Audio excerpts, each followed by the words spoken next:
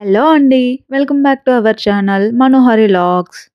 ఈరోజైతే నేను మీకు క్యాబేజీ కర్రీ ఎలా చేయాలో అయితే చూపించబోతున్నాను. ఇదైతే మనం చాలా సింపుల్‌గా అయితే చేసేసుకోవచ్చు. ఇది క్యాబేజీ ఇష్టపడని వాళ్ళు కూడా చాలా ఇష్టంగా తినే విధంగా అయితే చూపిస్తున్నానండి మీకు. ఫస్ట్ మనం క్యాబేజ్‌నైతే తీసుకోవాలి. క్యాబేజీని తీసుకున్న తర్వాత దాని పైన ఒక లేయర్ ఉంటుంది కదా! అవి బాగాలేకపోతే ఒక 2, 3 లేయర్స్ అయినా మనం తీసేసుకోవాలి వేస్ట్ అనేది. అలా వేస్ట్ అంతా కట్ చేసేసాక క్యాబేజ్ అనేది ఇలా ఒక 2 పార్ట్స్‌గా అయితే డివైడ్ చేసేసుకోవాలి. ఇలా డివైడ్ చేసుకున్న తర్వాత మనం ఒక పార్ట్‌ని మళ్ళీ 2గా డివైడ్ చేసుకొని ఇలా చిన్న చిన్న ముక్కలుగా అయితే మనం ఘాట్లు పెట్టేసుకోవాలి. మనకు క్యాబేజ్ అనేది కట్ చేసుకోవడానికి కొంచెం టైం పడుతుంది. ఎందుకంటే చాలా గట్టిగా ఉంటుంది కదా! అందుకని. ఇలా మనం సన్నగా అయితే క్యాబేజ్‌ని కట్ చేసుకోవాలి. క్యాబేజ్ అనేది సన్నగా కట్ చేసుకోవడం వల్ల మనకు తినడానికి చాలా ఈజీగా ఉంటుంది. అలానే చాలా బావుంటుంది. ఇలా మొత్తం కట్ చేసుకున్న తర్వాత మనమైతే వాష్ చేసుకోవాలి క్యాబేజ్‌ని. వాష్ చేసుకొని పక్కన పెట్టేసుకోవాలి. ఇప్పుడు ఒక 3 టొమాటోస్‌నైతే తీసుకొని వాటిని చిన్న చిన్న ముక్కలుగా అయితే కట్ చేసుకోవాలండి. టమాటాస్ అనేవి మనం ఎక్కువ వేసుకోవడం వల్ల మనకు కర్రీ అనేది పులుపు తగులుతుంది. కాబట్టి మీరు ఒక 2 కానీ, 3 కానీ టొమాటోస్‌నైతే తీసుకోండి అంతే. అంతకు మించి అయితే ఎక్కువ టొమాటోస్‌నైతే మీరు ప్రిఫర్ అయితే చేయొద్దు. ఇలా టొమాటోస్‌నైతే చిన్న చిన్న ముక్కలుగా అయితే కట్ చేసి ఒక పక్కనైతే పెట్టేసుకోవాలి. అలానే ఇప్పుడు ఒక 2 ఆనియన్స్ తీసుకొని వాటిని కూడా ఇలా చిన్న చిన్న చిప్స్ లాగా అయితే కట్ చేసేసుకోవాలి. ఆనియన్స్‌ని మనం 2 లేదా 3 అయినా వేసుకోవచ్చు. వేసుకోవాలనుకున్న వాళ్ళు. ఇక్కడ నేను 2 ఆనియన్స్‌నే తీసుకుంటున్నాను. ఇప్పుడు ఆనియన్స్‌ని కట్ చేసుకున్న తరువాత స్టవ్ మీద కడాయి పెట్టేసుకొని దాంట్లో ఒక 2-3 టేబుల్ స్పూన్స్ ఆయిల్ అయితే వేసుకోవాలి. ఆయిల్ హీట్ అయిన తరువాత మనం తిరగమాత గింజలుంటాయి కదా! అవి వేసేసుకోవాలి. అవి చిటపట అన్న తరువాత మనం కట్ చేసి పెట్టుకున్న ఉల్లిపాయ ముక్కలనైతే వేసేసుకోవాలి.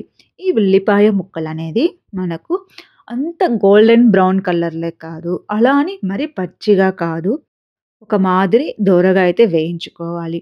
ఇలా వేయించుకున్న తర్వాత మనం కట్ చేసి పెట్టుకున్నాం కదా! ముందుగానే టొమాటో ముక్కలు వాటిని కూడా వేసేసుకోవాలి.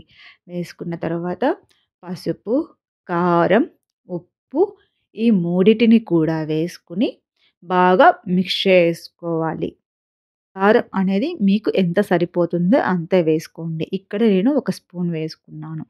ఇప్పుడు మనం మూత పెట్టేసి ఒక 3-5 మినిట్స్ అయితే బాగా ఉడికించుకోవాలి ఈ టొమాటో ఆనియన్స్‌ని.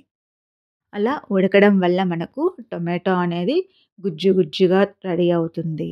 అలానే టమాటోలో ఉన్న పచ్చి వాసనంతా కూడా పోయి ఇలా గుజ్జుగా తయారవుతుంది.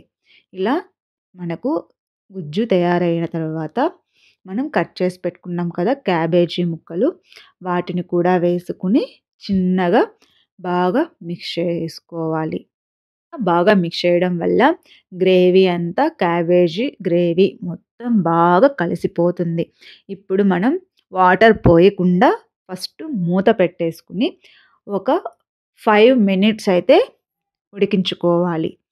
ఎందుకంటే ఫస్ట్ ఇలా బాయిల్ చేసుకోవడం వల్ల క్యాబేజ్‌లో ఉన్న వాటర్ అంతా అబ్జర్వ్ చేసుకొని బాగుంటుంది కాబట్టి. ఇప్పుడు వాటర్ అంతా పోతాయి. ఇలా కొంచెం వేగిన తరువాత మనం ఒక 1 ½ గ్లాస్ అయితే వాటర్ అయితే పోసేసుకోవాలి. ఇలా 1 ½ గ్లాస్ వాటర్ పోసుకున్న తర్వాత బాగా కలుపుకునేసి మూత పెట్టేసుకోవాలి. మనకు క్యాబేజ్ అనేది ఉడకడానికి కొంచెం టైం తీసుకుంటుంది. అలానే వాటర్ గూడా కొంచెం ఎక్కువగానే పడతాయి. కావాలంటే మీరు వాటర్ అనేది సరిపోకపోతే మధ్యలో కూడా యాడ్ చేసుకోవచ్చు. ఇప్పుడైతే వాటర్ పోసేసుకున్నాం కదా! మూత పెట్టేసుకొని ఒక 10-15 మినిట్స్ అయితే ఉడికించుకోవాలి. అలానే మీరు మధ్య మధ్యలో గూడా చెక్ చేసుకుంటూ ఉండాలి. వాటర్ ఉన్నాయా? లేదా? ఇనికిపోయాయా? అన్నట్టు. నేనిక్కడ ఒక 15 మినిట్స్ తర్వాత అయితే మూత తీసి చూసాను. వాటర్ అనేది అన్నీ ఇనికిపోయేసి ఇలా అయితే నాకు క్యాబేజ్ అనేది రెడీ అయింది. ఇంకా కొంచెం వాటర్ అయితే ఉన్నాయి. నేనైతే దాన్ని మూత తీసైతే వేంపుకుంటున్నాను. నాకు క్యాబేజ్ కూడా ఉడికిపోయింది. క్యాబేజ్‌లో వాటర్ అంతా పోయే వరకైతే మూత తీసైతే వేయించుకోవాలి. ఎందుకంటే వాటర్ ఉండడం వల్ల కూర అనేది మనకు టేస్టే ఉండదు. ఇలా వాటర్ అంతా పోయిన తర్వాత ఒక స్పూన్ లేదా 1 ½ స్పూన్ ధనియాల పొడి అయితే వేసుకొని మనం బాగా మిక్స్ చేసుకోవాలి. ధనియాల పొడి అనేది ఆప్షనల్. అది మీ ఇష్టం.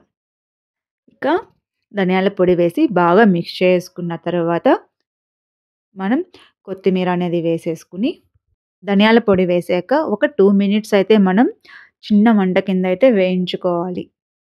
అలా వేయించుకున్న తర్వాత ఇంకా లాస్ట్‌లో వచ్చేసి కొత్తిమీర వేసుకొని గార్నిష్ చేసుకోవాలి. కొత్తిమీర ఉంటే వేసుకోండి. లేదంటే స్కిప్ చేసేసేయండి. ఇక మనకైతే క్యాబేజ్ కర్రీ అయితే రెడీ అయిపోయింది. మీరు కూడా మీ ఇంట్లో ఉన్న క్యాబేజ్‌తో అయితే ఇలా ట్రై చేసి ఎలా వచ్చిందైతే కమెంట్ చేయండి. మరెన్నో ఇలాంటి రెసిపీస్ కోసం మన ఛానల్‌నైతే లైక్ చేసి, షేర్ చేసి, సబ్స్క్రైబ్ చేయడం అయితే మర్చిపోకండి.